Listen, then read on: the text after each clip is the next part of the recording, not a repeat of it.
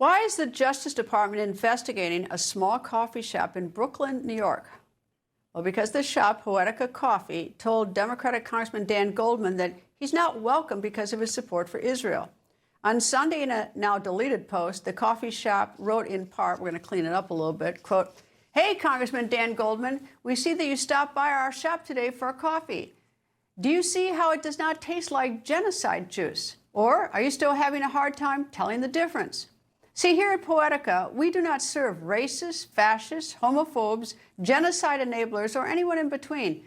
Too bad we did not recognize you right away, or we would have turned you away. We issued you a refund. We do not need your money. It is probably coming from AIPAC anyways. Enjoy your loss on Tuesday. Do not ever come to Poetica." End quote.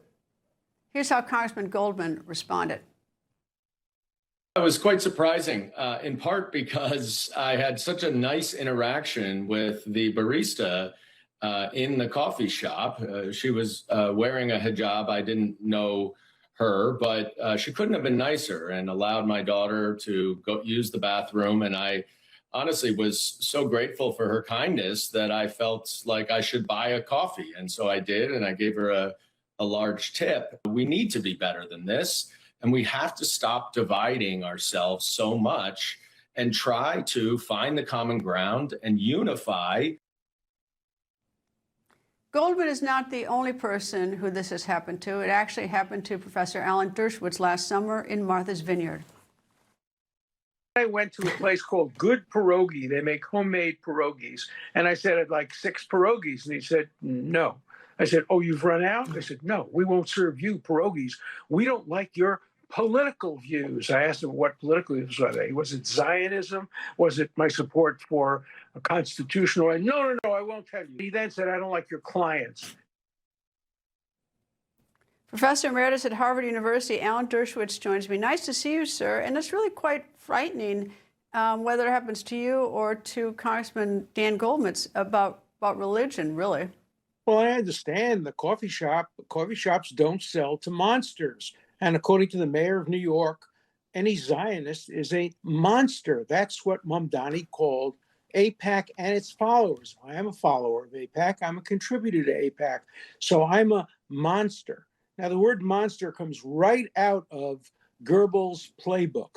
It was used against Jews who supported Dreyfus during the Dreyfus trial. It's a classic anti-Semitic canard. And when the mayor of New York calls probably 10% of his constituents who are Jewish Zionists monsters, of course you're going to get coffee shops that won't serve monsters. Now, I ended up beating this pierogi bigot.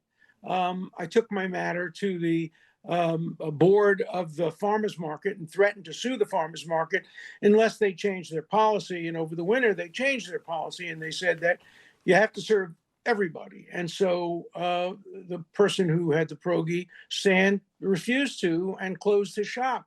So the word around Martha's Vineyard is if Dershowitz can't have pierogi, nobody can have pierogi. And I think that's the way it has to be in New York.